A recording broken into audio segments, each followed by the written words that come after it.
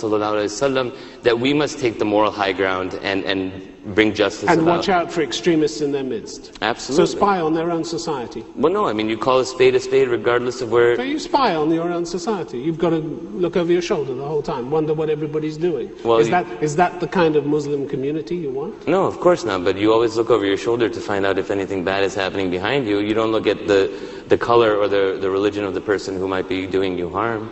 Again, justice is justice regardless of who is the oppressor and who is the oppressed. Asalan Iftikhar, thank you very much indeed. Now let me please call on Muaz Masood to speak against the motion. I believe that truth or the reality of the matter is that Muslims are not failing to combat extremism. I believe there certainly is a perception that Muslims are failing to combat extremism. I fully agree with that. And one of the things I want to do tonight is make that clear distinction between the currently existing perception and between the reality. And I'm going to have to put the spotlight on a whole bunch of other things that people haven't been seeing.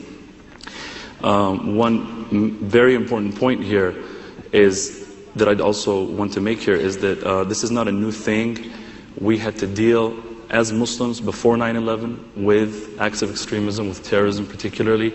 I would like to quickly cite the assassination of our president, me being an Egyptian, Sadat.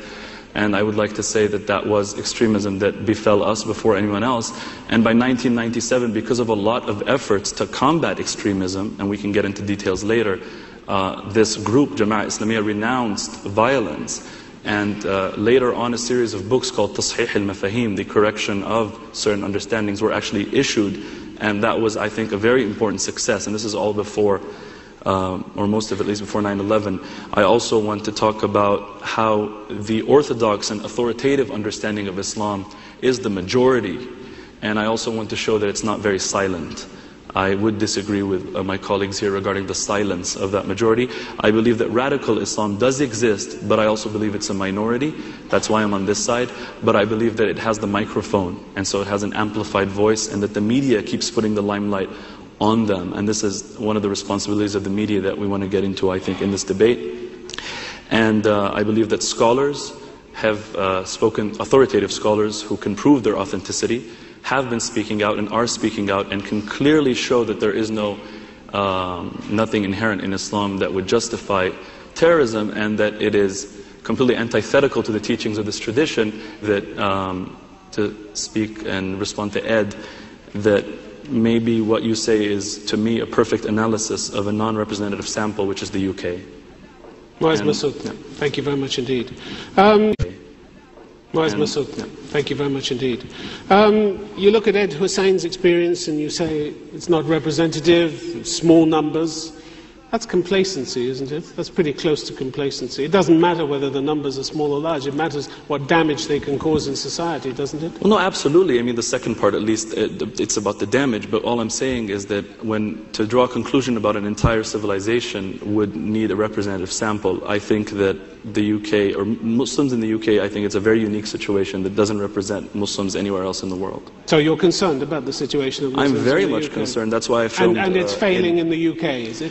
If this was only about in the UK, maybe I would have been on Ed's side, possibly. I would need to do some more research. So you would go halfway towards their side? No, I think the UK represents a smaller percentage of the world, but I would go maybe 10% or 5%. But the same kind of literature calling for the death of non-believers that's outside, being sold outside a mosque, that's in Saudi Arabia or in London, well, you don't condemn that? I do, and I think that Saudi Arabia and the UK, that would be the Western example and the anomaly, and this would be the Arab anomaly. Do you know what kind of literature is being sold outside your mosque? In Egypt? Yes. I think very spiritual literature, personally. I come from a mosque called, by my house, called Ahl al-Bayt, the family of the Prophet. They're known to be a lot more. Have you looked at the literature?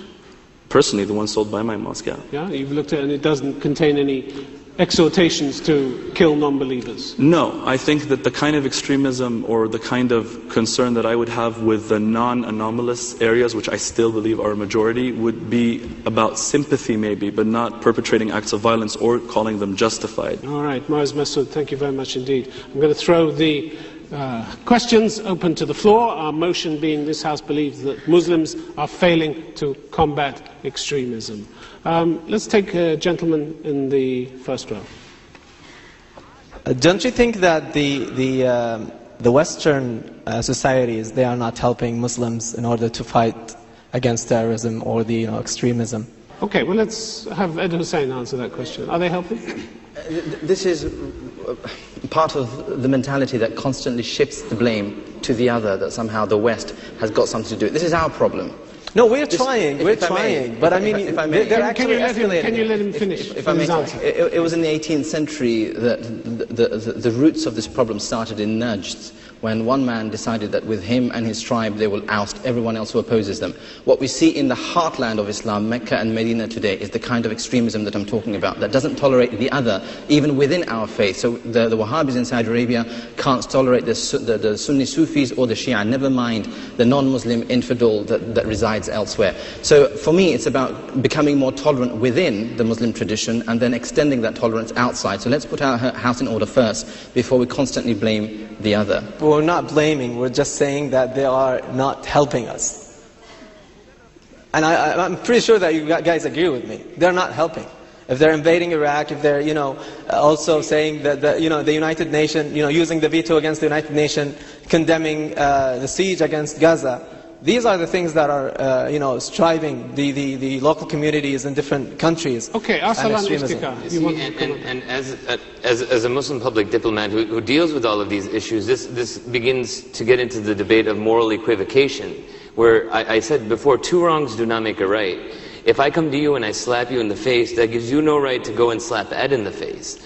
We have, as Muslims, we have a religious obligation in Islam to not only help our oppressed brothers, but also call out our brothers when they are being the oppressors. We all know the Bukhari tradition of the Prophet ﷺ, where he said, help your brother whether he's an oppressor or the oppressed.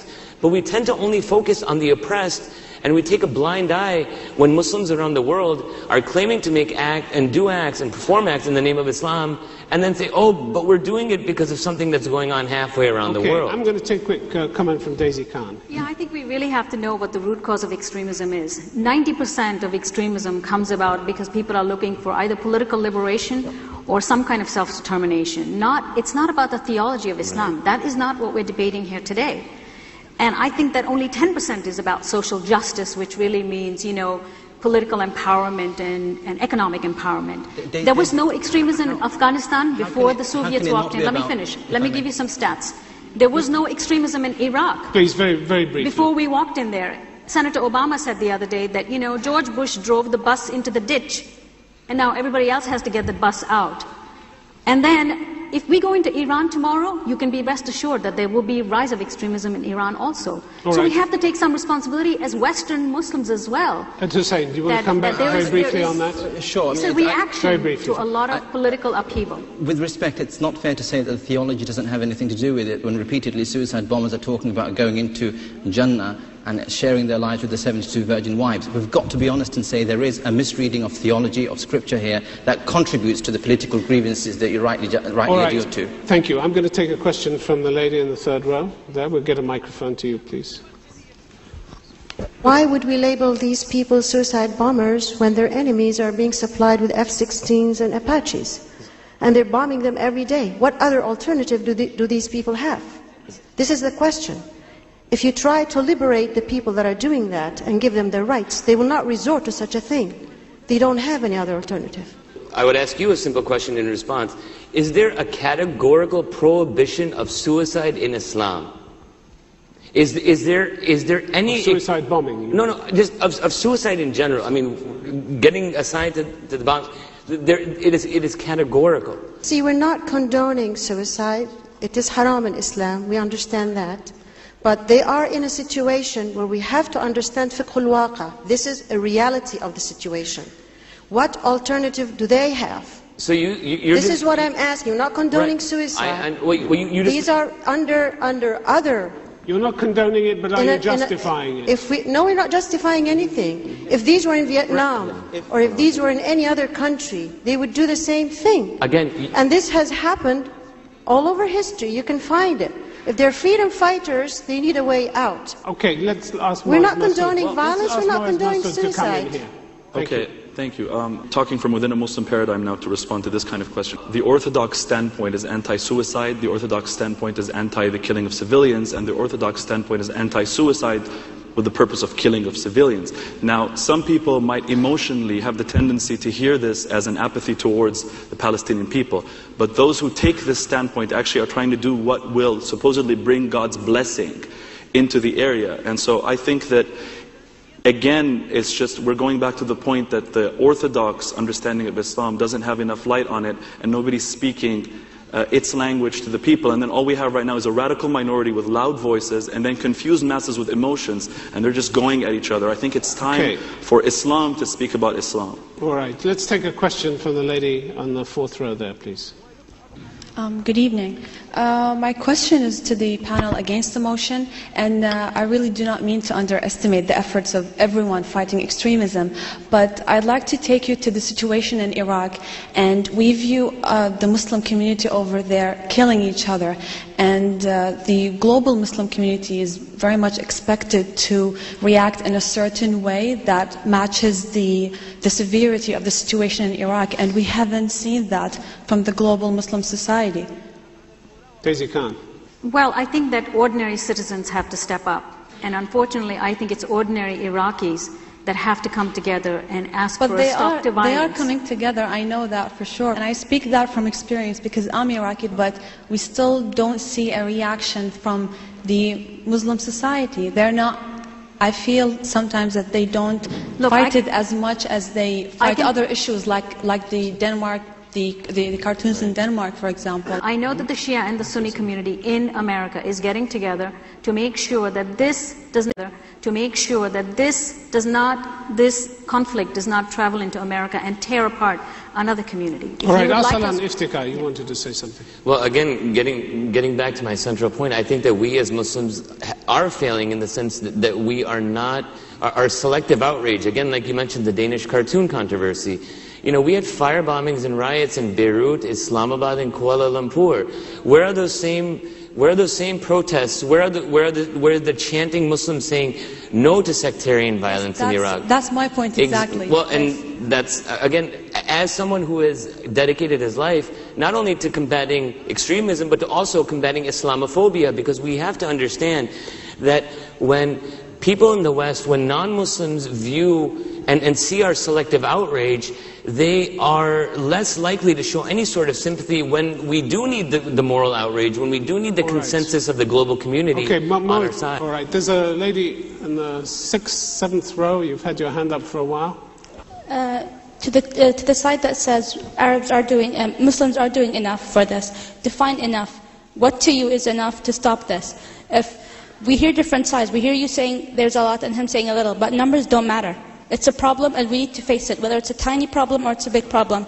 So what do you think, what do you think that we're doing that's actually enough to prevent it? I just want to reiterate one last time. I never said we're doing enough. I think until it's solved, we haven't done enough, because I, as a Muslim, it's my responsibility to completely eradicate it. Let's be honest, there's a huge conspiracy mindset going up and down the Arab-Muslim street that believes that somehow Jews and the CIA were behind 9/11 and 7/7 and Muslims had nothing to do with it.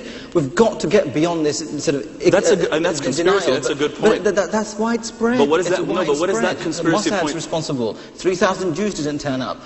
We've got to accept responsibility for where we are collectively as a community, and once we've done that, and hopefully tonight's motion will be passed, because that admits that we've got a problem, then we can start talking about what to do about it. Okay. Gentleman in the 3rd row, we'll take a question from you, please. Mrs. Khan, you said earlier that we need the average Muslim population. They need to step up to help combat extremism. Well, what can the average Muslim person do to help combat this? I have a 5-point strategy. We Muslims take pride in our 5 pillars. We love our 5 pillars and we do them really well. But we also have another dimension, which is how to take care of our fellow citizens. And what is it that we need to do? I have a 5-part plan. We need to cultivate new leaders who will instill hope and inspire others. You have to befriend the West, my friends. The West is no longer of the other. I am part of the West. There are 25 million Muslims living in the West. You have to empower women. They are the glue that hold the community together and the family together. And women have the most to gain by eradicating extremism. Wives, mothers, and sisters don't have to weep anymore in silence because they've lost their husbands, sons,